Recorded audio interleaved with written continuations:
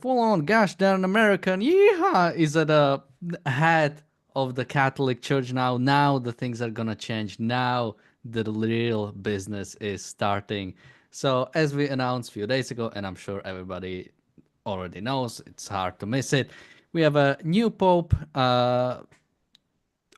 I'm not sure we'll talk much about how how much of a his sort of philosophy or his sort of specific section of the Catholic Church over the cardinals and what influence will have that have on the Catholic doctrine or the church itself, because it's mostly unimportant stuff.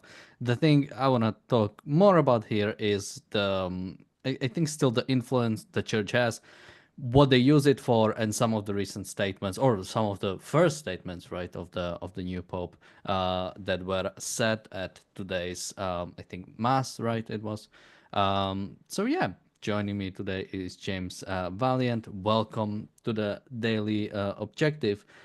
And yeah, James, so what are your first thoughts about our new pope before we go into some of his comments on Gaza? Well, habemus papam. We have a pope, don't we? And it doesn't much matter, as you point out. It would have, to have a philosophically decent pope, to have a pope who would take a consistent, it, positive issue stance on any issue. He'd need to really reject Christianity, and of course that can't happen. So it doesn't matter whether the pope is, a New World pope born in Chicago and a bishop from Peru. He could be a New World pope. He's the old repackaged popes of the past. Um, so I agree with you that it doesn't much matter who's holding the office. It's the philosophy that the church is dedicated to, which commits them to truly evil ideas internationally, politically. And there's this consistent attack on individual freedom, individual happiness, individual prosperity.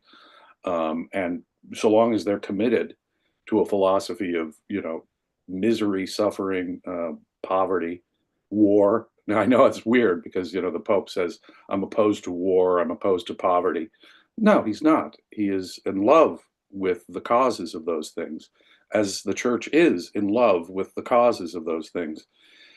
To be opposed to war means you'd have to be opposed to dictatorship in all of its forms. So rather than consider the forms of government and the nature of dictatorship, dictatorship is a state of war of the government against its own people. It is parasitical, and when it runs out of domestic victims, it moves on to foreign victims because it is parasitical. It cannot support itself. It's in principle for the use of force. And so unless the Catholic Church can get, in the Catholic Church opposed the American Revolution, the Catholic Church recognized Hitler early on.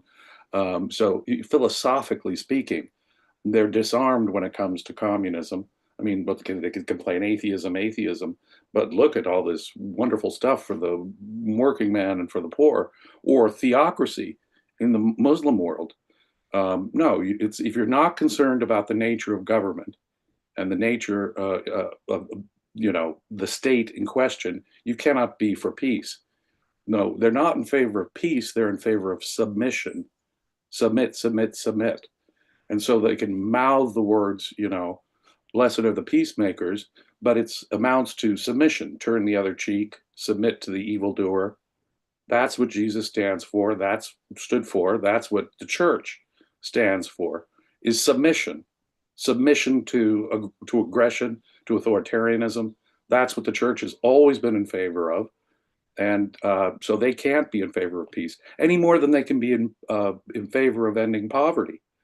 No, if you don't embrace material prosperity, if you don't embrace ambition for material prosperity, if you say, blessed are the poor, they're the fortunate ones, don't worry about what you eat, don't worry about what you wear.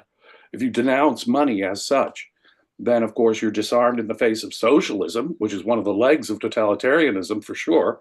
And of course, you wallow in poverty. You love poverty. Poverty is a salvation opportunity. Suffering is a good thing. So the church can mouth all they want about concern for the poor and about peace, but in fact, they are in favor of dictatorship, which causes war. They're in favor of, they're opposed to material prosperity, the only thing that can lift people out of poverty. So no, the church is utterly hypocritical in the sense that their ideas lead to impoverishment and war. And those are suffering opportunities because this whole world is just a vale of tears as far as they're concerned. So whenever you hear the Pope talk about peace, understand what he's talking about is submission. Submission to any dictatorship, to submission to anyone's demands, ceasefire no matter what. Ceasefire if it rewards aggressors and torturers. No, there's only one way to oppose war, and that's to oppose dictatorship. And here, let me recommend an excellent article, as I've recommended many times, by Ayn Rand, called The Roots of War, which discusses this very issue. If trade, for example, if we don't like tariffs and we see the aggressive nature of tariffs, I'm reminded of the great economists and philosophers who said if goods don't cross borders, troops will. So you'd have to embrace the free market. You'd have to embrace international trade. You'd have to embrace the idea of material prosperity on earth if you truly wanted to end poverty. But he doesn't want to truly end poverty. It's this main selling feature of the church. And you can't be in favor of peace unless you oppose dictatorship, the cause of war. All you're asking for is a slave's contentment. But again, that's what the New Testament is all about, and that's what the church has been all about. Accept your humble, oppressed lot and consider it a salvation opportunity. So that's what all this crap from the Pope about peace and poverty must amount to. We have a few comments in the chat, and I want to go a bit more into Pope's comments on specifically Gaza. But so some people are talking about how the church is corrupt, how they only want power. And if you really think about it, Catholic Church is really bad at actually influencing anything. Imagine having more than a billion followers. And what has the Catholic Church like last, did they break a ceasefire in Syria, or did they, I mean, do anything really when it comes to real sort of geopolitical change or any sort of influence in that? I mean, every world leader goes to the Vatican or something, but like they do The not last really. pope that did anything, I mean, positive in the universe, since those hypocritical Renaissance popes caved in to paganism and nudity and art and had mistresses and illegitimate children. Now, those are the glory days of the Catholic Church when they were really outright hypocrites. And the popes had illegitimate children and mistresses of both genders. Those are the only good old days that I can think of for the Catholic Church. But John Paul II did fight ideologically. He was from Poland, which was oppressed by communism at the time, and gave some ideological support to the fight against the Soviet Empire. I can give him out of context praise here and there. And, to the extent that ordinary Catholic clergy people helped Jews during the Holocaust. But remember, as I say, the Nazi Church got one of its first major boosts in legitimacy from the recognition of the Catholic Church. They were completely disarmed when it came to fascism. They were completely disarmed when it came to any form of socialism, because, of course, socialism is just the secular implementation of Christianity. Christianity as the church properly understands it to be. So they must be, as I say, for whatever they mouth about peace, whatever they mouth about hating poverty, they're reassured by Jesus, for example, that the poor will always be with us. And the church wants it that way. Otherwise, they would embrace material ambition, happiness on earth. Now, consider Israel as a specific example. Yeah, we can go to that in a second. I just want to quickly, just one more thing on this is Deborah in the chat says, pretty sure that Europe existed before the church. What it did was suppress the advancement of Europe until the Enlightenment. And yeah, sort of when people talk about sort of the benefits of religion or Catholic Church itself, to me, it's sort of like when people talk about the benefits of governments, like, oh, look at the roads, look at, some research is done by the government. It's like, yeah, when you control like 30% of the economy, you are bound to like do something that will have some positive impact. If you have over a billion people, not to mention, like, obviously not all, I think to the extent you are religious, to the extent you are Catholic, it's gonna hamper down your humanity, your life on earth. But it doesn't wipe it out completely. As you said earlier, you have to be hypocrite to some extent. If you took religion to its extreme, you would probably either like put yourself on a cross or do Mother Teresa type of thing. And none of those are sort of virtuous lives in my eyes. None of those are good lives to live, right? So yeah, we can like go and find like few things, but fundamentally, imagine the world where this wasn't at all, where people would be fully selfish, where people wouldn't have to compromise on their morality, which is even much more destructive action, right? It's not just that you're 50% altruist, so you do 50% less things, or you live 50% of your own life. You have you have no pride, you have no self-esteem, you have no recognition of your morality, right?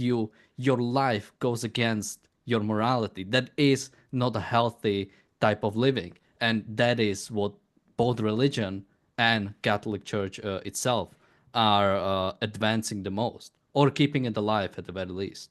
It it pits your happiness and prosperity against your salvation. And to that extent, to the extent you accept that, you are accepting a philosophy that is opposed to your happiness on earth. American industrialists, in their for-profit activity, did more to help the poor than all of the Mother Teresa's combined in all of history. All of the humanitarians, religious or non-religious, but all of the missionaries, all of the Mother Teresa's put together times 1,000. It was industrialists and capitalists and people who traded for their material ambition in their for-profit activities that did more to lift people out of poverty than anything in human history. Anything in human history. I would add that it is the idea of liberalism and individual rights that did more for peace in this world than anything. The Pope could mouth about peace all he wants. They have for century upon century upon century, and they're not opponents of oppression, of dictatorship. It is the nature of the governments involved that causes the wars. Yeah, You're and absolutely correct. in the same way as we agree sort of on the government's hampering of the progress, I always think of the hampering of the progress from the moral and philosophical grounds, right? I'm rereading through the Fountainhead, and two scenes come to mind. I'm just at the Temple of Human Spirit. I won't spoil, but it's a building designed by Howard Rourke that is supposed to be for all religion, and as a as you mentioned earlier about sort of the atheist Soviet Union or anything to that. So, quoting Fountainhead, I do find myself a profoundly religious man in my own way. And and sort of what comes to mind is, again, the Fountainhead. The first scene, probably, of the Fountainhead. Howard Rourke, naked on the cliff, laughing at the world, like knowing it's like his to take to do anything he wants and never being dissuaded from it. That is not something you can get if you have even a little bit of doubt about the other world. If you have a little bit of thinking that maybe there is something else, you cannot grasp the full importance of this world otherwise. The very positing of a supernatural dimension is a diss of this world, is showing contempt for this life. The minute you posit a supernatural dimension, you've posed theory versus practice, mind versus body, the ideal versus the real. There's a wedge that you drive between theory and practice, mind and body, the real and the ideal. The minute you posit a supernatural dimension.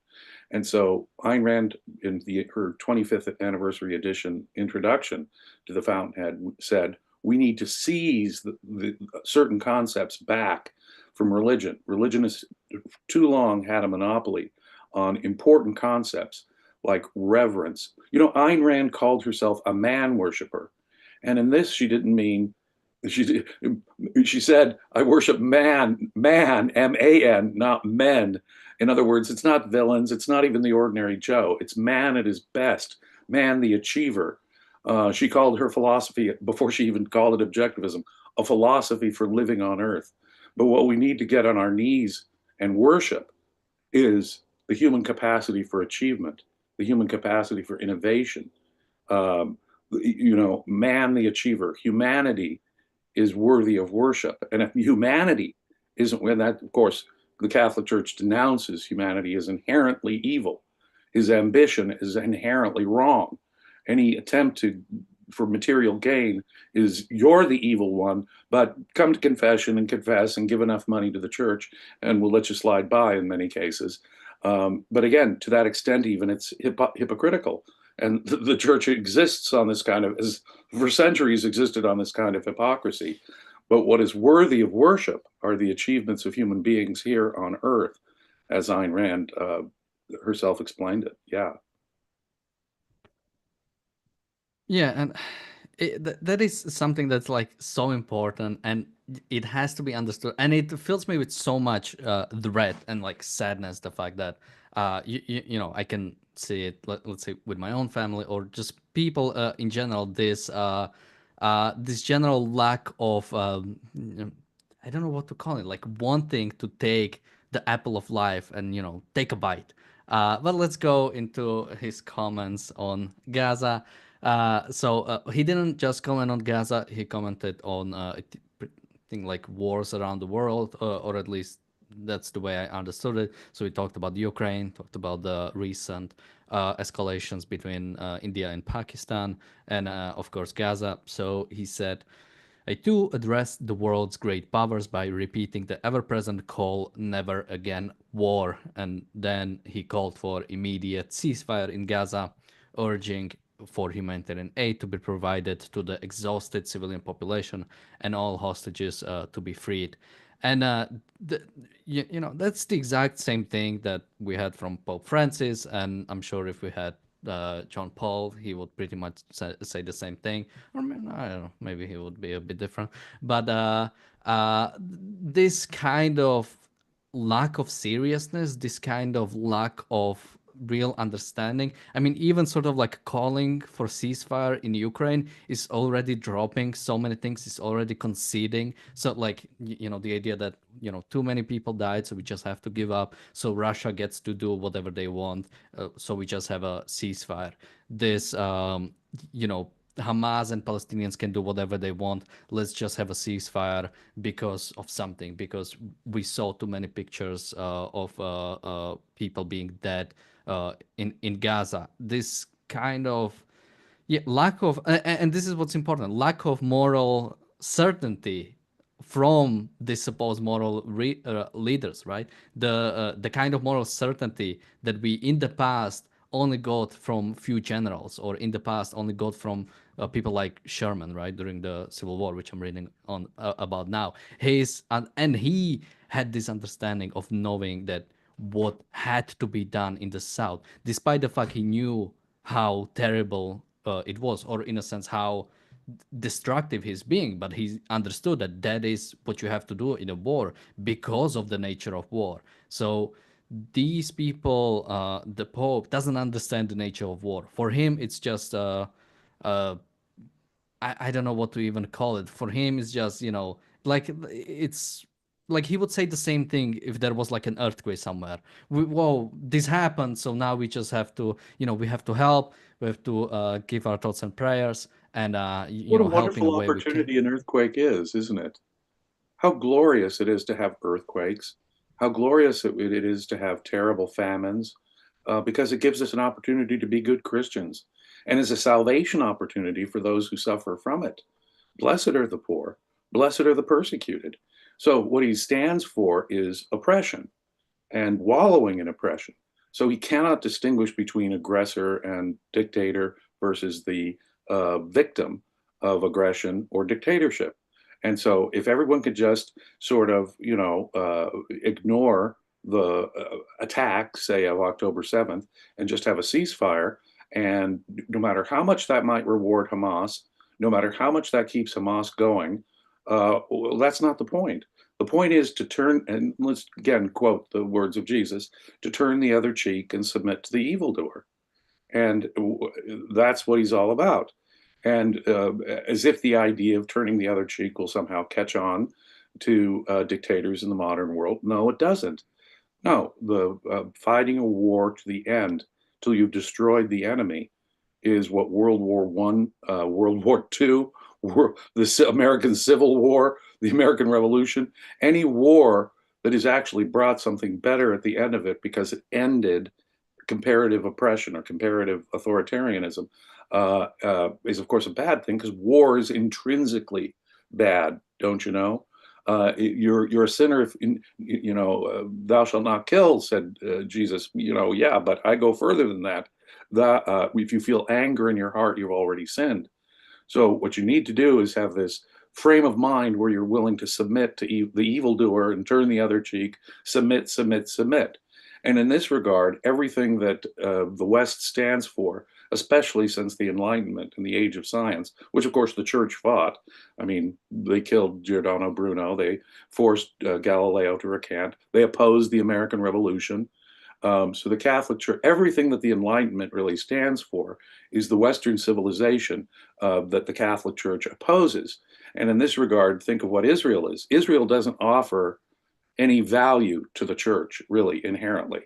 They're all about material prosperity.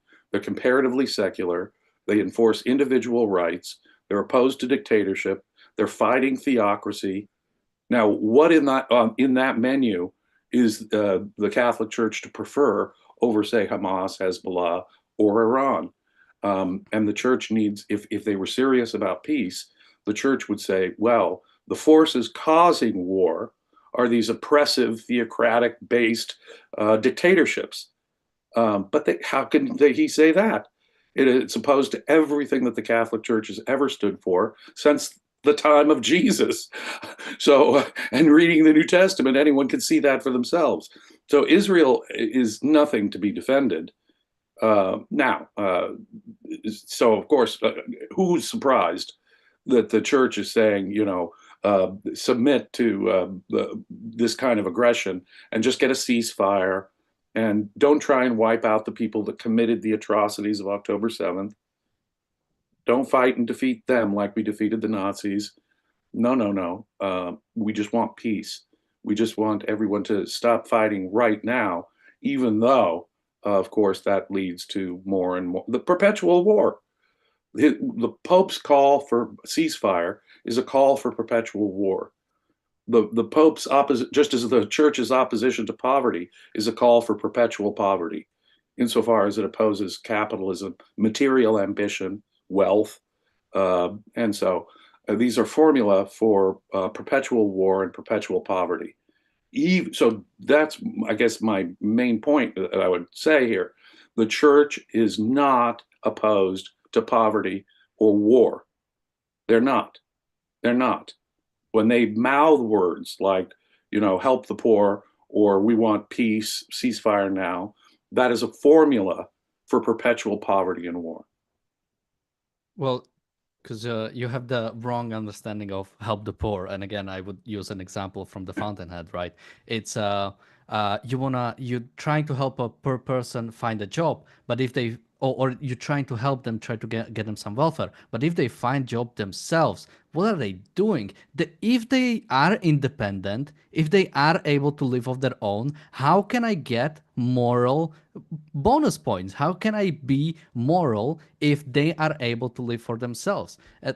Inherently, altruism demands undeserving people or people who are not able to live for themselves or people who are denied the ability to live for themselves. Because how else could you be moral? How else could you be moral if everybody does it? If there are no poor people, if there are no people, or if there is so little people, so little poor people, or so little, because there's always going to be, especially with some disabilities, you'll have those people. But if there's so little that with the tremendous wealth we have because we stop focusing on the poor and instead focus on productivity, no matter where it's coming from, how can then we be moral? How can, how can Mother Teresa have a job if everybody is elevated from poverty?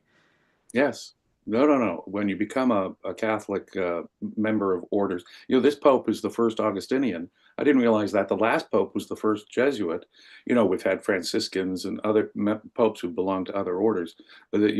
This guy is our first Augustinian. If you take orders, holy orders, doesn't matter what they are, Benedictine, Augustinian, Franciscan, you name the orders, St. Clare of Assisi if you're a nun. What you're taking a vow for is poverty and celibacy. Misery here on earth is what you're committed to personally. Personally, you take a vow saying, I'm committed to not having material happiness or prosperity here on earth for myself. So how can you advocate it for anyone else? That's the moral ideal. In the Bible, it says slavery is a salvation opportunity.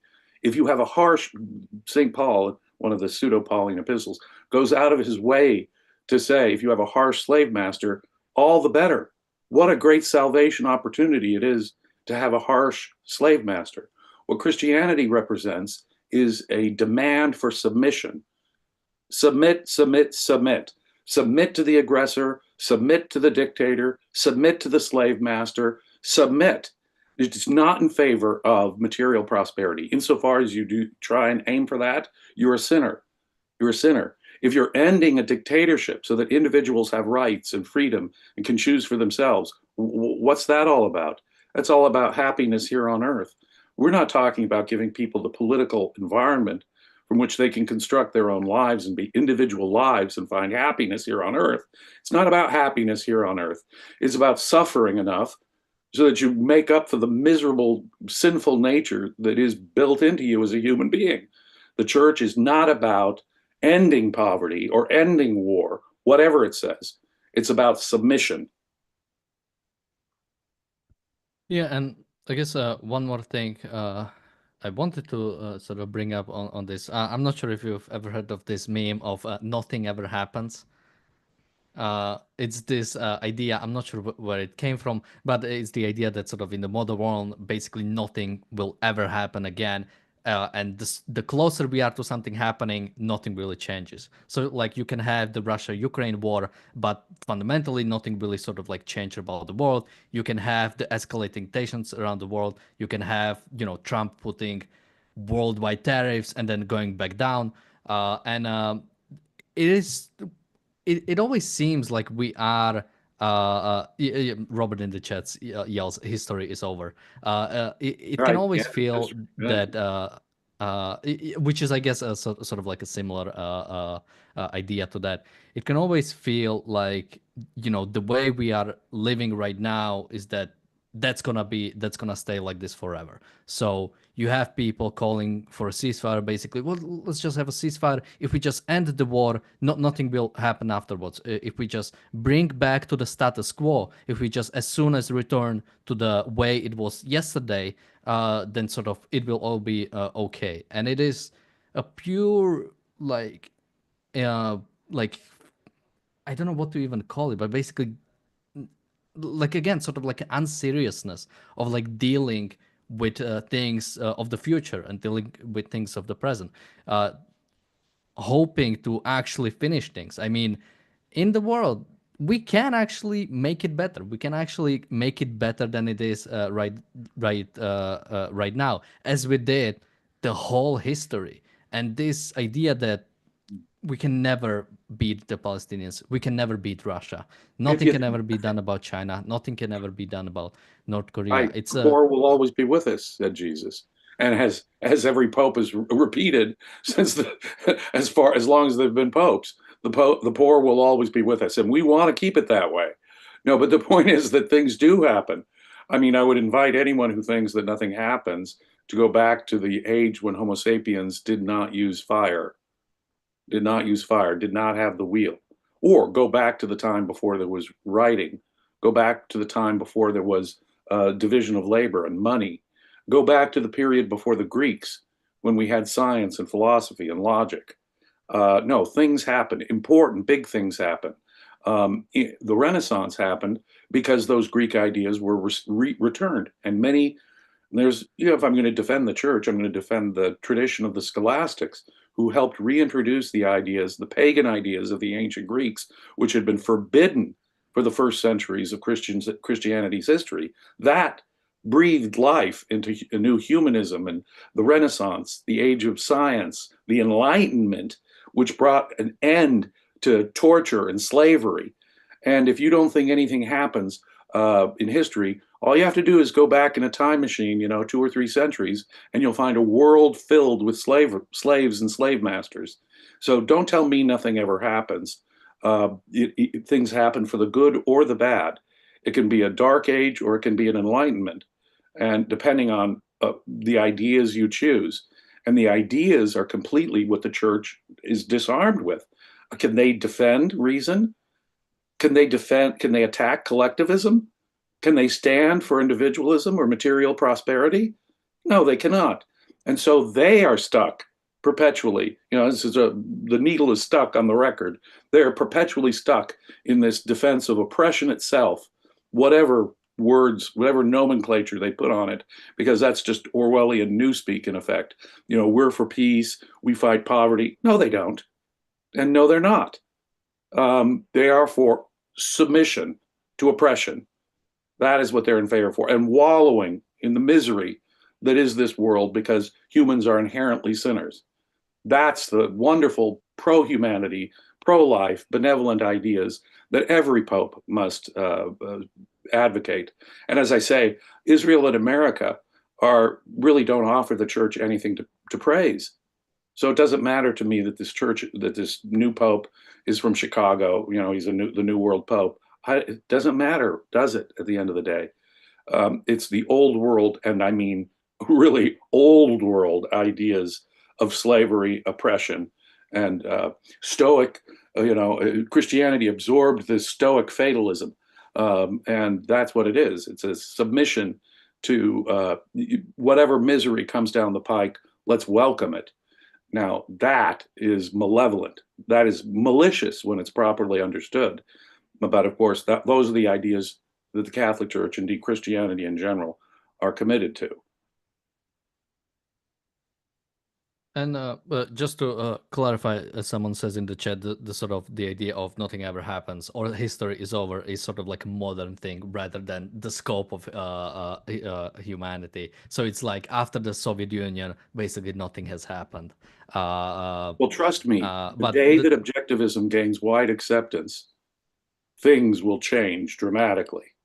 Yeah, and that's actually the second point I want to go to is something I've been thinking about is the lack of visionaries in humanities, is the fact that we still have, when it comes to technology, we still have a lot of, like, even probably in the last year, we still have like great advancements in many things, in many areas of the sciences. But when it comes to humanities, pretty much after Ayn Rand, I'm not sure if I can really think of anything, or on the political stage, I mean, maybe someone like Millet, apparently he, at least last time I've checked, he is inspiring some sort of a revolution in South America, sort of like free market revolution. So we'll have to sort of follow where that will go. But besides him, can we really think of anybody sort of in the last few decades or last century,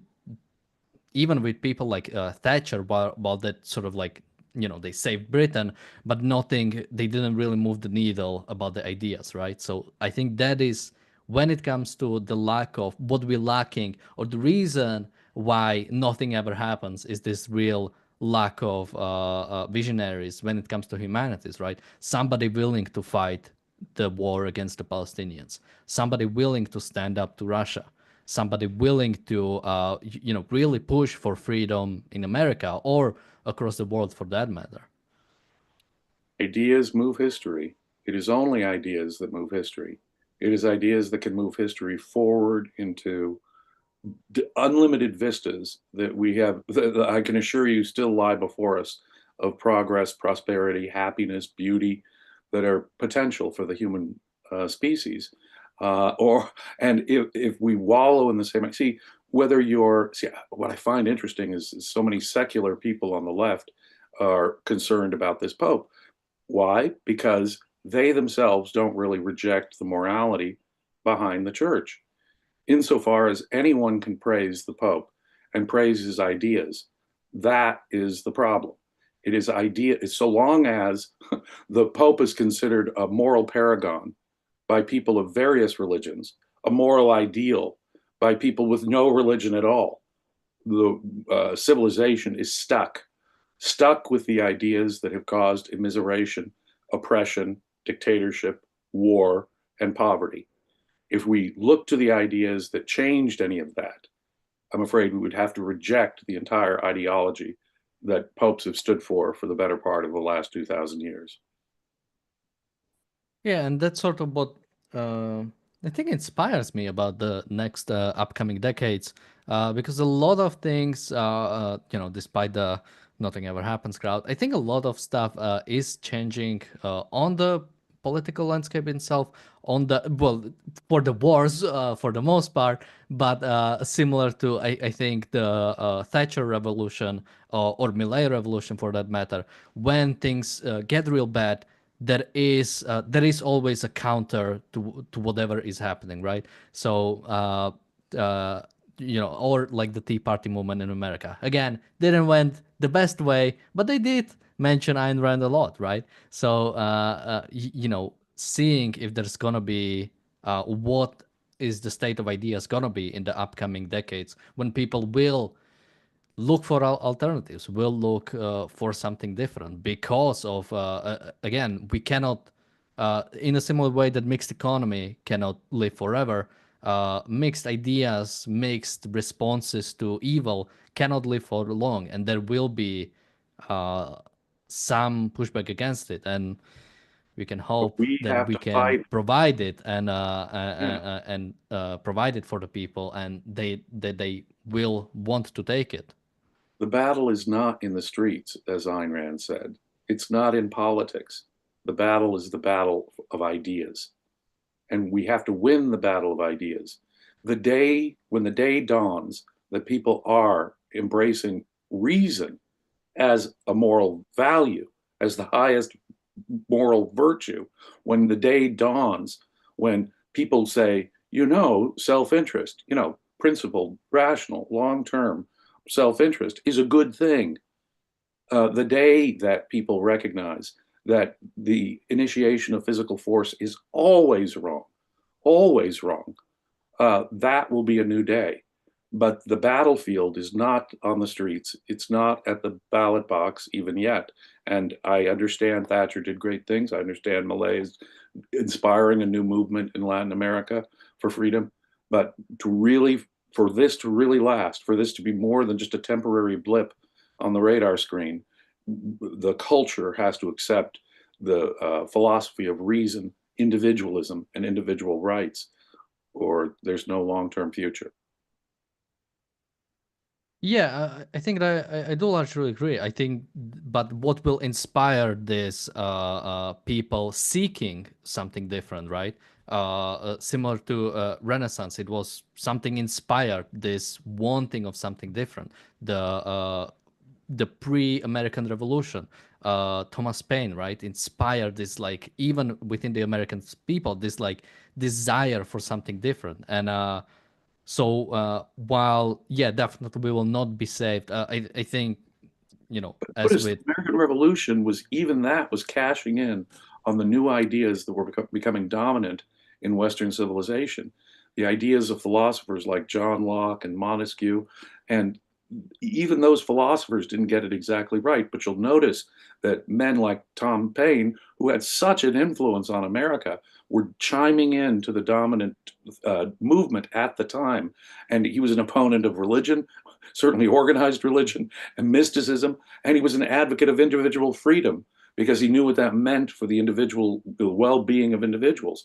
When you can hear that combined argument for reason and for individual freedom from a person like Thomas Paine when he was advocating for the American Revolution, you know that you're in a different culture.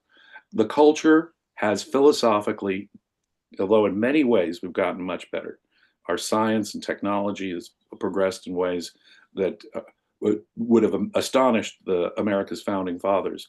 But we're now living in a cultural, philosophical context that is in some ways worse than the Enlightenment and the second half of the 18th century, where it seemed like, for a brief shining moment, reason and individualism were the new ideal, moral ideals of civilization.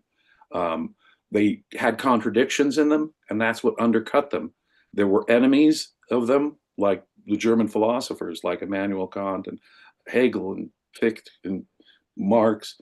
When German philosophy was waging a war against reason and individualism, and that has undercut civilization as such. And so, yeah, what we need is to embrace the ideals of the Enlightenment and understand them even better than the best of Enlightenment philosophers understood them, because they ran up against limits if they couldn't be consistent advocates of reason and individualism, which even they couldn't really be. So let me recommend the works of Ayn Rand. If you care about your well-being, if you care in any way, by extension, the well-being of your family, your friends, your neighbors, the future, we need to embrace a philosophy of reason and individualism. That is the necessary precondition for human progress. Somebody's asking if what is our opinion on the demographic collapse in the developed world. Open up immigration. If there is not enough people, just let more people come in. James, any of your thoughts? Well, the Pope would be absolutely indiscriminate in this regard and would have, the argument, if you made the argument to him, well, wait a minute here, if you allow the immigration of terrorists or you allow the invasion of people in a forceful military way, see, he wouldn't say that criminals could be deported. He would say, let the criminals in and deal with them, suffer with them, try and cope with them. And so I'm an advocate of immigration, but I'm not an advocate of the welfare state. He is an advocate of the combination so that, yes, all the poor people in the world go to America. That would be wonderful. That would really pose a challenge, as far as he's concerned, to the only moral system, which would be a welfare state socialism, because, of course, that would impoverish the rich people in America. But what a great blessing that might be. I'm an advocate of immigration without a welfare state. And that, believe it or not, ladies and gentlemen, would lift enormous numbers of people out of poverty. So let me put it this way. The Pope is not, even when the Pope advocates for immigration, he's not on our side. What he is for is bringing down wealthy countries, immiserating everybody equally.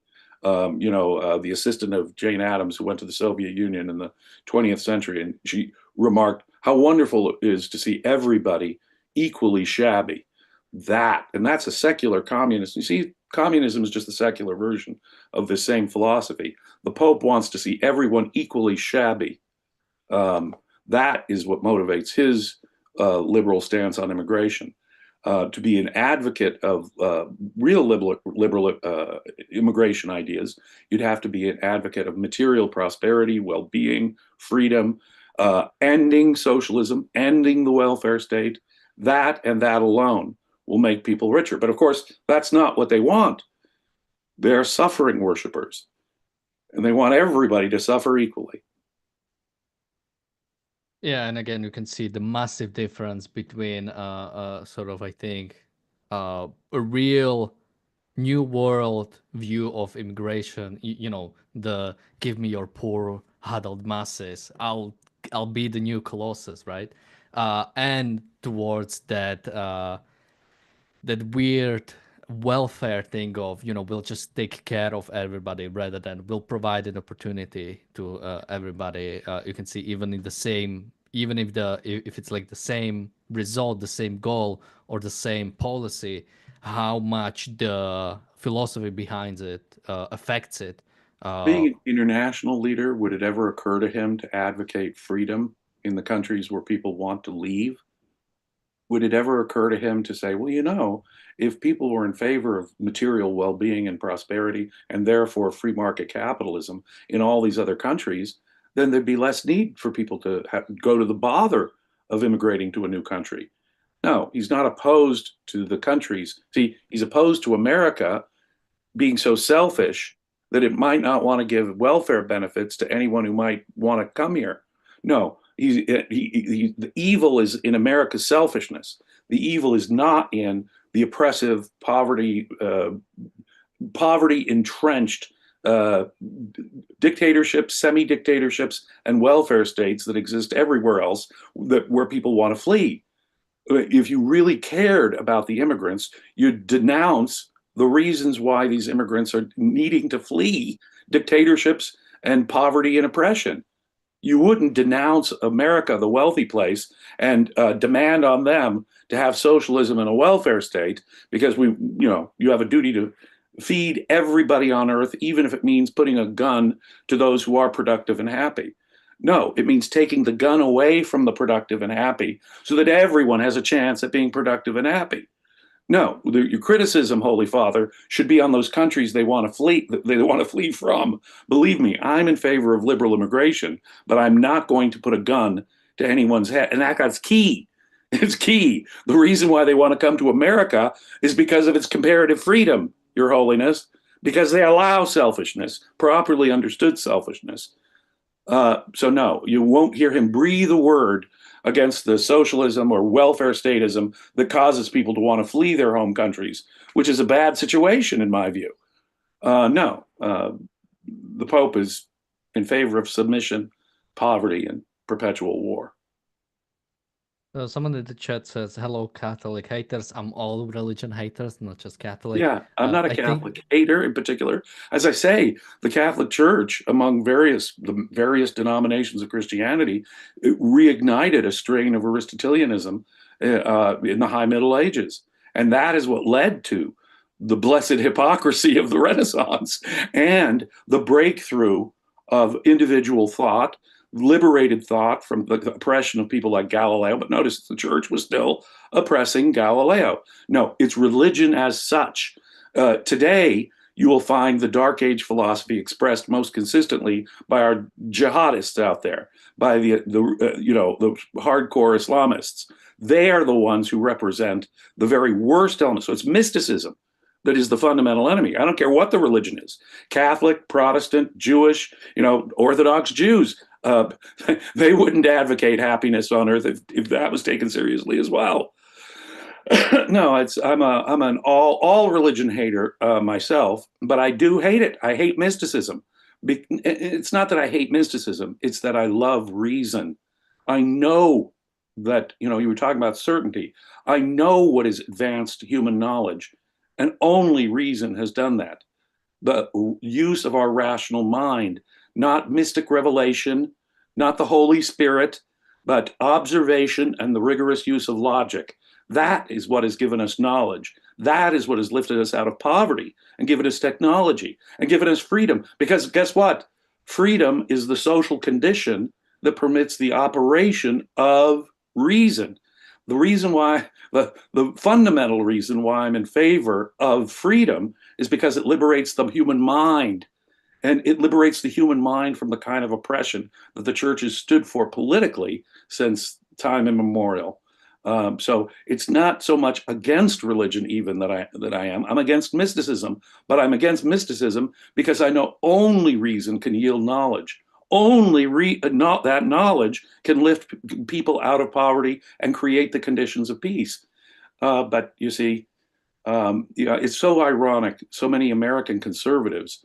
I was reading on social media the other day from an American conservative saying, I'm fiscally conservative, but I'm socially liberal, but I'm willing to give this Pope a new chance. This Pope is socially regressive and he's politically socialist. So all these Catholics who are American conservatives, they're advocating the very opposite of everything they actually believe. And they live in this kind of tension where this Pope is saying everything America stands for, everything you love about America, American conservative, is what I hate. The diametrical opposite. of what any decent American, I'm not saying that decency is equated to be equated with political conservatism, but any decent values that Americans might have, including American Catholics, is opposed by this Pope and by their church. And they'd best wake up to that fact. Yeah, and I think somebody earlier in the chat said objectivists are the only people who hate all religions equally, which I wouldn't necessarily say. I'd say, at least I personally, I hate all religions equitably. How do you like that? As much as they deserve to be hated, I hate them in relation to each other, because I think there are differences You between, see, you have or to sort take, of between contemporary interpretation of those specific religions. you'd have to embrace a different kind of thing that you hold reverence for or regard as being sacred, or in Ayn Rand's terms, that you worship. It's things of this earth. It's humanity at its best. And that's what she meant by being a man worshiper. She's worshiping reason. She's worshiping the individual capacity for thought and achievement and the political freedom that makes that possible. So what I'm in favor of is reason. I'm in favor of people pursuing their happiness here on earth as they see fit. I'm in favor of political freedom as the condition for the operation of our only faculty of knowing and surviving, which is reason. So, I wouldn't define myself by what I hate, but I do hate mysticism because I'm a student of history. I see the misery it's caused. But no, I'm a positive advocate. And in this sense, that's true. Only objectivists embrace the values of this world. Only objectivists embrace knowledge, reason, moral way. And that's what we need to have. Moral leaders who worship life on earth and the potential of humanity in general, in the same sense that objectivists do. I think there were. I didn't even finish the first message. It was, "Hello, Catholic haters. I think you're quite arrogant and surely not objective." And here you can again see the sort of the use of language, right? Me having the self-esteem, having the ability to use my mind, to use my reason, and wanting a life on this earth, that's arrogant. Because apparently there's this other world that I have to bow down to that we cannot prove. You just have to have faith in. That is the real arrogance. The arrogance is saying, shut off your mind, don't think for yourself, obey, listen to the authorities. How dare you disagree with those authorities? How dare you disagree with the Pope? How dare you think for yourself? Now, that is a kind of arrogance against reality, against the individual. No, no, I don't claim to be omniscient. I don't claim to be infallible, but I do claim to be a lover of life on earth and its conditions, the conditions for having a decent life here on earth. I would ask you to check your arrogant premises when you attack anyone who disagrees with you. How are you any less arrogant, except you're arrogant in an evasive way, defying the facts of history, defying the basic facts of human nature? Now, the Pope's arrogance is what is despicable, and he puts it in terms of humility. He makes his demands for suffering and oppression, submitting to oppression, and he puts it in the terms of, well, see how humble I am? Well, yeah, you hate your own life. You have no self-assertion. In that sense, you are humble. And let me suggest that pride and certainty, as you point out, are actually the keys to getting us out of this wallowing in suffering and oppression, which is despicable arrogance. Mother Teresa was a despicably arrogant human being. Now, she said, I'm nothing, and I live to, help the poor people in the black hole of Calcutta. That is one of the most astonishingly mindless forms of arrogance, because it's irrational, it's evasive, it's self-defeating, it's humanity-hating, and yet it has dogmatic certainty. That's what religion is all about. It's a kind of certainty that isn't really certainty at all. It's a commitment to belief without reason, without the effort of reason, without acknowledging individual context and a set of facts and data, submitting to the data. Am I being humble when I submit to the facts of reality? Well, in one sense, I'm not putting my emotional preferences over the facts of reality. That is a bizarre kind of arrogance, this dogmatic approach that is the nature of religion. Well, in a sense, I guess I am arrogant because I'm arrogantly in favor of life on earth. And the hard work it takes to develop an idea in a rigorous, rational way. I submit to the facts of reality in all humility because I have the pride to use my own mind. You have it just exactly backwards. You evade the facts of reality because you arrogantly support the dogmatism of your emotional preferences and the way you were culturally raised. Uh, Somebody earlier said the collapse of the church is what's happened. It's what's opened the doors. You atheists still benefit from Judeo-Christian values, yet you criticize it. I say it's the other way around. The Christian values benefit from Hellenistic values of the past, if Right. anything. And of the pagan The ideas, values of or Jesus are not values. They're disvalues. The virtues of Jesus are vices. Christianity, as it was originally taught, does not have any values. Christianity had to compromise, break down, submit to other ideas. The scholastics, like Thomas Aquinas, he put Aristotle up there like with the Bible. He said you've got to prove with Aristotelian logic even the fact that God exists before you can get any theology off the ground. Now that's your better Catholic tradition. Now, the minute they started compromising, the minute pagan alien ideas infiltrated, the minute new ideas from science, and the progress of science means new ideas, not the same old doctrine. So what you have to do is you have to utterly compromise if you're a religious dogmatist. You have to allow new ideas, ideas that may upset you, that no one's ever heard about before. Okay, that if Christian values are not the original Christian values are not values at all. Now, it is true that since the Enlightenment, many Christians have accepted all kinds of ideas that do not come from the Bible. The American Revolution was a total contradiction to everything in the Bible. It was a tax rebellion. It didn't turn the other cheek. It didn't submit to the evildoer. It was everything that Jesus opposed, everything St. Paul opposed in the New Testament. That was the monarchists during the American Revolution who would quote Romans 13, submit to the government and authority. So they're God's agents on earth. So if we mean by Christian values, New Testament values, they must be utterly rejected as the opposite of anything that leads to progress, technological progress, material ambition, new scientific ideas, the independent use of reason.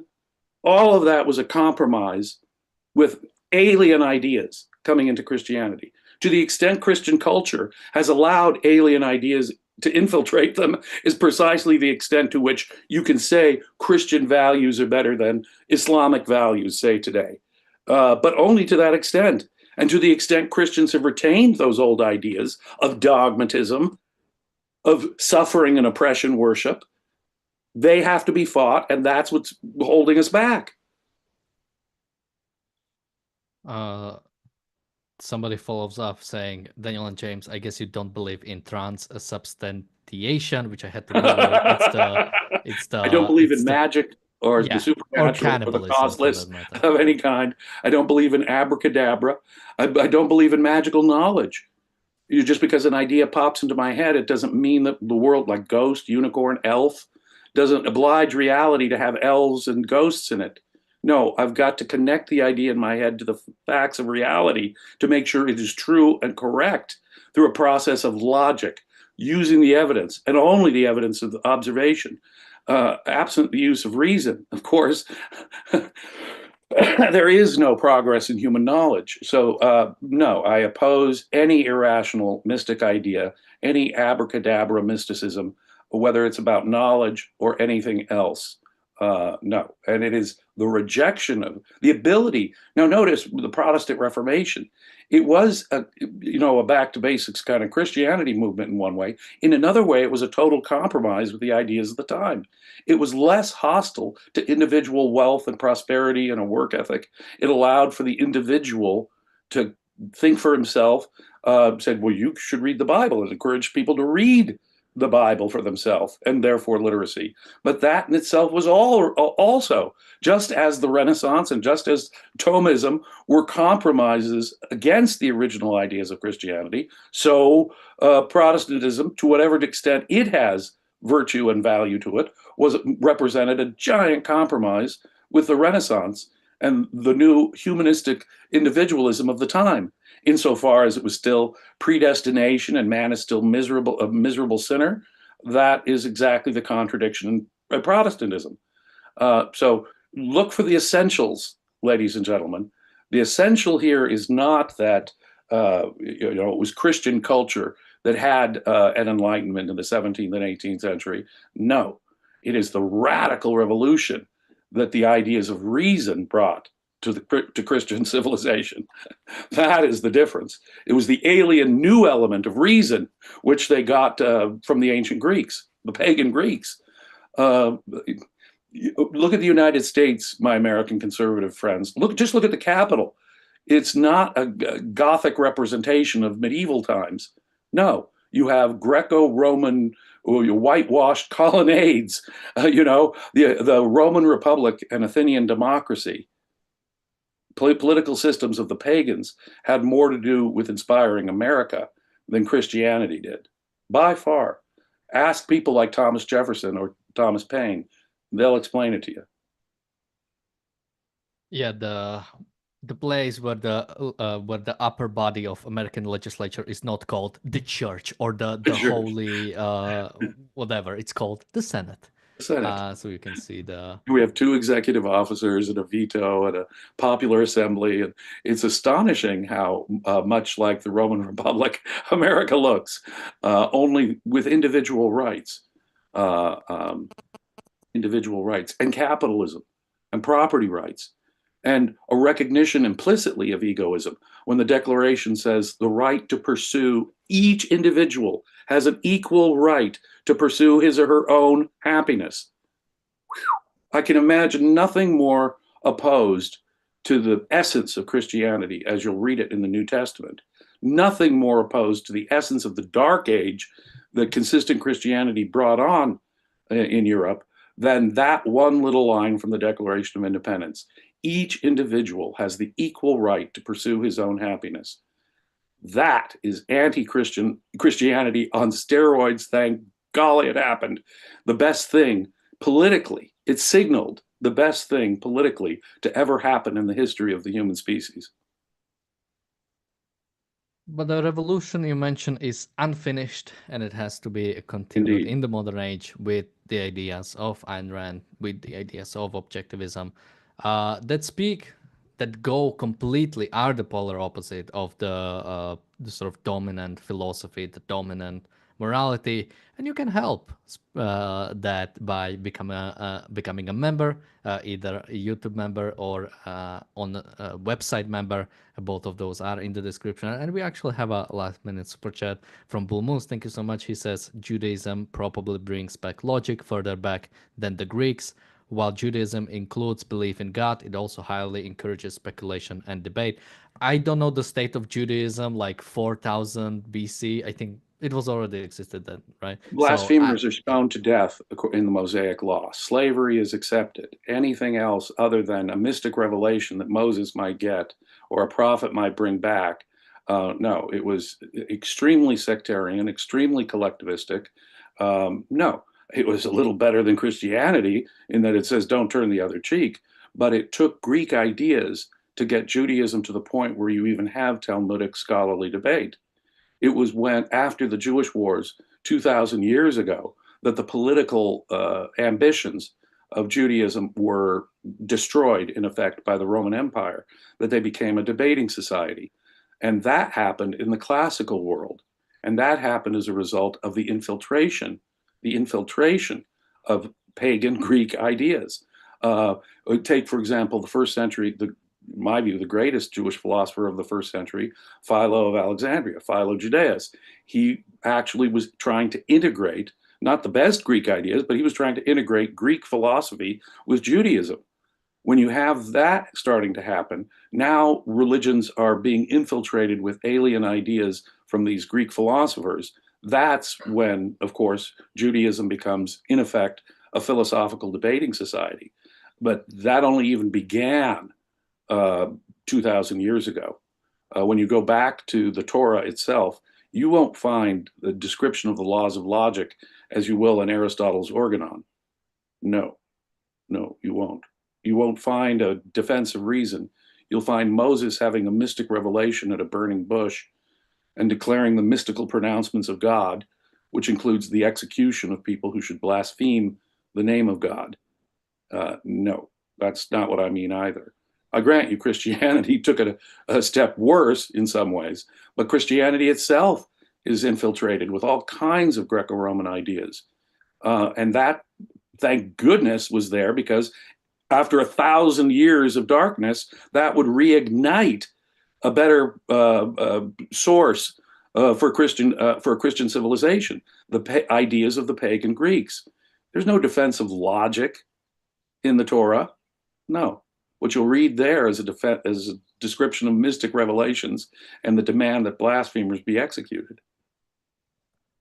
Somebody says, I'm very young and what I heard about Christianity is wrong and I should open my mind. I grew up Catholic. I don't know what you're like talking about, that I went through I don't know how to translate it in English. I'm a full-on like a Catholic male. I went through my first communion. I went through my like a fermentation or something like that, that you take around like 15, 16. I think I'm good on Catholicism for the most part. And I didn't see anything. I wasn't fulfilled. And I was looking for something different, as many people are, because it was not enough. And I had a desire for some better ideas, because whatever I heard wasn't satisfying. And also I never believed in God. So the No, idea of the I was raised, transcendental was always beyond me. yeah, I was raised a Protestant. I was raised a hardcore, well, not hardcore, somewhat liberal Protestant, but to the extent that I'm messed up psychologically, it comes from Christianity. To the extent that I've improved my life and my happiness, it's because I rejected the Christian ideas of altruism that were pounded into me as a kid. My happiness is a good thing. I am worthy of that happiness. I am worthy of achieving my values, improving my life, using my mind for myself, not taking orders on what I'm to believe before I even start thinking. Christianity is a mental extortion. Believe or else you go to hell. Everyone cites, John 3:16. Protestants famously cite John 3:16. God so loved the world that he gave his only begotten son. Whoever believes in him shall not perish. People don't cite the next passage. Those who don't believe are already condemned. So it's an extortion. It's mental blackmail, epistemological blackmail, a philosopher might call it. Believe or else. And that was one of the ideas that really shattered Christianity for me as a young person. Ideas should not be a matter of threats or rewards. It should be a matter of me using my own best judgment. And to the extent that I'm not allowed to use my own best judgment, you give me these premises that I have to believe just walking in the door, or else I go to hell. You are an opponent of the human mind as such. No, both of us come from Christian contexts, but I think both of us would tell you that our happiness, our ability to think for ourselves, are predicated on the rejection of all of that, all of the needless guilt that tells me that I'm bad by my very nature, that I deserve hell by my very nature if I don't humbly accept the grace of Jesus Christ. No, I do not deserve hell. I haven't, very few people, I think, in all of human history who might even begin to qualify for a real eternity of total suffering just because they don't believe something. That is a vicious, vicious doctrine. No, I have self-esteem. I use my mind for myself. And I don't regard my nature as a source of guilt, whether it's my material ambition or my sexual nature or my happiness here on earth. No. To the extent I'm happy is the extent to which I've rejected the fundamentals of Christianity. And he adds, those who knock on the door can find fulfillment, talking about, it's actually, you have to find Catholicism or you have to find Christianity. You can take people's biggest sort of worries, people's biggest insecurities. I'll take people's biggest desires. I'll take their motivations. I'll take their greed for life, this life, not some distant, out of the world, infinite, whatever. uh you cannot even call it life, and you cannot even call it existence for that matter. So you can keep that. I'll live this life. Exactly. Anything to finish up with, James? No, I would just say if you're looking for an antidote to religious ideas, if you're looking for an antidote to mysticism, to mind crushing mysticism and mental oppression, if you're looking for a philosophy of individual freedom that permits you to think for yourself and to seek your own happiness here on earth, you could do, there's no other place I know other than the philosophy of Ayn Rand called objectivism. Check her ideas out. And here at the Ayn Rand Center UK, we are a unique voice. There aren't a lot of people in this world who are advocating for that. But if humanity is to have a future, it will be those ideas that build that future. So if you like what you hear here, please consider becoming a paid subscriber to the Ayn Rand Center UK, where we're creating an international community of people who appreciate and advocate the ideas of Ayn Rand, a philosophy for living on earth, as Ayn Rand called it. And Bonnie in the chat recommends Peacock's Sundays, which is just for £10 a month on the website and $5, €5, £5 on the YouTube, and you can join them. Somebody replies with, I prefer to read the essays by myself. You can read them beforehand and then join the discussion to learn more. I think we are, and James is leading those sessions, and I think we are providing a lot of unique perspective, or sort of more much deeper, with a much deeper context, especially since we went through almost all of Leonard Peikoff's courses already. So Yeah. yeah, When I and more. explained to Leonard Peikoff what we were adding, the value added to say his logic course, and he was very enthused and very excited and very supportive of it. So let me just So say, can I say study groups endorsed by Leonard Peikoff, or?